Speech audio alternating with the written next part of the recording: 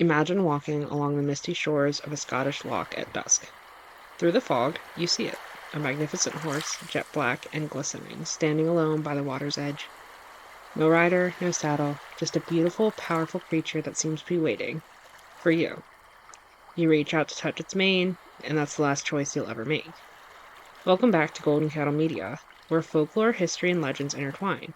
Today, we're diving into the dark waters of Scottish mythology to meet one of the most terrifying creatures ever whispered about in Celtic folklore. If you enjoy stories like this, consider subscribing and hitting that notification bell. The story takes us to Scotland, a land defined by water. As part of the island nation of the United Kingdom, Scotland is surrounded by the frigid Atlantic Ocean, the Irish Sea, and the North Sea. But it's not just the coastlines that make water central to Scottish life. The landscape is riddled with lochs, deep, dark lakes that seem to hold secrets beneath their surfaces. Rivers wind through the highlands and lowlands alike, and perhaps the most dangerous of all, the bogs and marshes of the Scottish moors, where one wrong step could mean sinking into the earth itself, never to be seen again. For centuries, Scottish families lived intimately with these waters. They fished in them, traveled beside them, and yes, drowned in them. Children wandered too close to bogs and never returned. Young people swimming in rivers were swept away by unseen currents. The water gave life, but it also took it without warning. So perhaps it's no surprise that in this land of dangerous waters, a legend emerged of a creature that embodied every parent's worst nightmare about what lurked beneath the surface. The creature is called a kelpie, and according to Scottish oral tradition passed down through the generations, is a shapeshifter that haunts the waterways of Scotland. Rivers, lochs, coastlines, and especially those treacherous bogs. Most often, the kelpie appears as a horse. Not just any horse, but a supernaturally beautiful one, either pure black or gleaming white, with a coat that always appears wet, as if it's just emerged from the depths. It stands alone near water, looking lost, looking tame, looking like a gift from the heavens to anyone lucky enough to find it. And that's exactly the trap. Because when you approach this magnificent creature, when you reach out to stroke its mane or to climb onto its back, something horrific happens.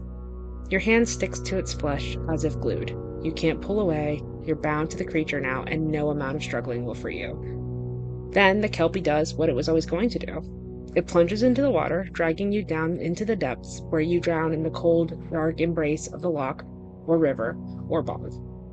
Some versions of the legend say that the kelpie simply drowns its victims. Others say something far worse, that the creature devours them entirely, leaving only the liver behind as a warning to others who might wander too close to the water's edge. But the kelpie doesn't always appear as a horse. Sometimes it takes the form of a handsome young man, charming, attractive, appearing to young women along riverbanks or near lochs. He might strike up a conversation, offer to walk you home, flash a devastating smile. But there are always signs if you know what to look for. His hair might be tangled with seaweed or river grass. His clothes might look perpetually wet, and if you look down, if you're smart enough to look down, you might notice his feet. But instead of boots or bare human feet, you might see hooves. The message was clear. Beautiful strangers near water cannot be trusted. Touch them, trust them, follow them, and you'll meet the same fate as those who mounted the beautiful horse. There was one way, according to legend, to gain power over a kelpie. If you could slip a bridle over its head before it realized what you were doing, the creature would be bound to serve you. And this wasn't a small prize. A bridled kelpie was said to have had the strength of 10 horses, making it invaluable for heavy labor or farming. But this came with a terrible risk.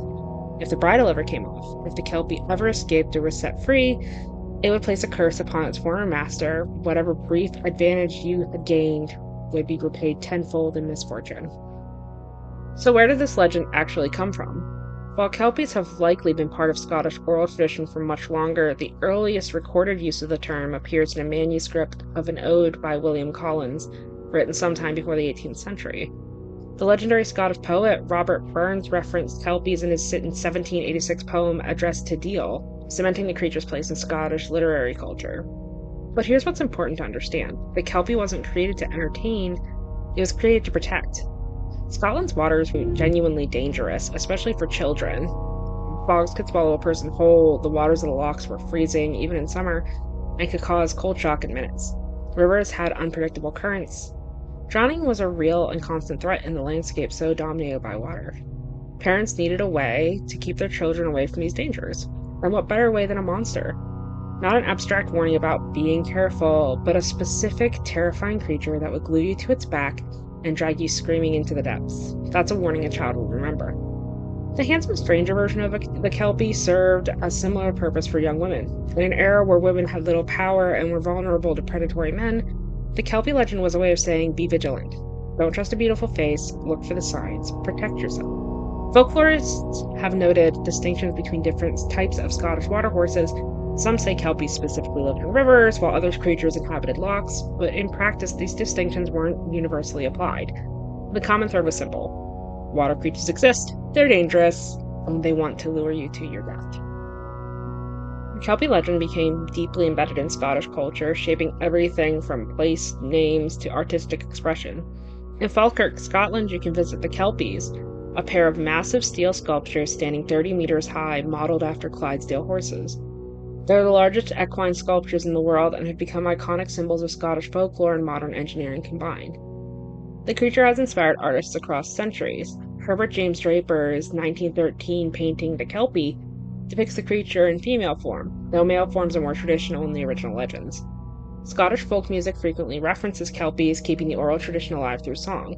Even famous authors have been captivated by these creatures. Robert Louis Stevenson and Sir Arthur Conan Doyle both referenced kelpies in their adventure novels. More recently, J.K. Rowling included them in her Fantastic Beasts series, introducing the legend to a global audience. Films like The Loch Ness Kelpie in 2006 and Fantastic Beasts: The Crimes of Grindelwald in 2018 have brought the creature to the screen, though often with creative liberties that stray from the darker origin tales. But beyond the art and the tourism, there's something deeper here. The kelpie represents a very human truth, that beauty can be dangerous, that the natural world deserves respect, and that our deepest fears often take the shape of things we need the most. Scotland needed its waters to survive, but those same waters could kill. The kelpie embodied that terrible contradiction. Today we might look at the kelpie legend through different lenses. Psychologically, the creature represents the danger of temptation, the idea that the most dangerous threats are the ones that look appealing, that draw us in rather than repel us. The kelpie doesn't chase you, it makes you come to it. Environmentally, it's a reminder that nature isn't here to serve us or to be pretty for us. Bodies of water in Scotland were, and genuinely are, dangerous. The kelpie is a personification of that danger, a way of acknowledging the landscape itself can be hostile. From a feminist perspective, the warnings to young women about handsome strangers take on a new meaning. These weren't just stories about supernatural creatures, they were coded warnings about real predators, about men who use charm and good looks to exploit vulnerable women. The signs to look for, the wetness, the seaweed, the hooves, can be read as metaphors for red flags that women were being taught to recognize. And there's something poignant about the bridling myth, too. The idea that you can control a kelpie but never truly tame it, that there would always be a price to pay for trying to dominate something wild and powerful, that speaks to humanity's complicated relationship with nature itself. So what are we to make of the kelpie in the end? Was it ever really real in the way we think of as real? Almost certainly not. There's no evidence of supernatural shape-shifting water horses drowning people in Scottish lochs. But was it true? In a deeper sense, absolutely. The kelpie was true in that Scotland waters were deadly. It was true in that children really did need to be kept away from bogs and deep lochs. It was true in that young women were really vulnerable to predatory men. The kelpie took these genuine, pressing dangers and gave them a form, a name, a story that would stick in the mind and pass from generation to generation. The genius of the kelpie legend is that it doesn't just say, be careful. It creates a narrative, a creature with specific behaviors and specific vulnerabilities. It's memorable because it's specific. You don't just avoid the water. You walk for a horse with backwards hooves.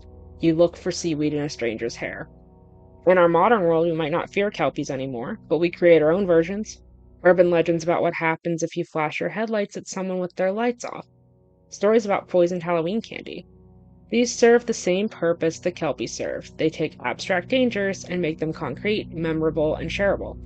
The kelpie endures not because people believe in magical horses, but because the human need to warn, to protect, to make sense of danger through story, and that need never goes away. What do you think? Is the kelpie just an ancient warning system, or is there something deeper in these legends about our relationship with nature and the unknown? Have you heard other water creature legends from around the world that serve similar purposes? Let me know your thoughts in the comments below. If you enjoyed this dive into Scottish folklore, give this video a like and subscribe for more explorations of legends, hauntings, and the stories that refuse to die. Hit that notification bell so you don't miss the next one. And maybe, the next time you see a beautiful horse standing alone by the water's edge, you'll think twice before reaching out to touch it. Until next time, remember, some stories refuse to stay buried, and some creatures refuse to stay submerged.